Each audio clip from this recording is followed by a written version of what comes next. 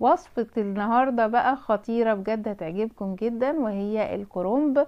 طبعا الراعي الرسمي للشتاء، وبيدفي وكمان بيدي طاقة كده في السقعة، جميل جدا، وطبعا مليان بالفوائد، وهقول لكم برضو في فيديو الفوائد الكرنب.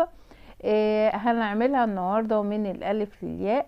يلا نشوف الطريقة مع بعض، بس ما تنسوش الاشتراك في القناة واللايك والشير لو عجبكم الفيديو. اول حاجة هجهز عندي الحلة اللي انا هسلق فيها الكرنب.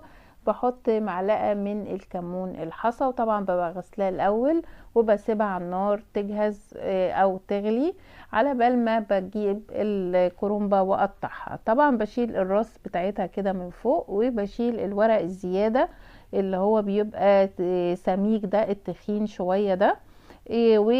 هناخد منه برضو نحطه في قعر الحلة وعلى وش الحلة.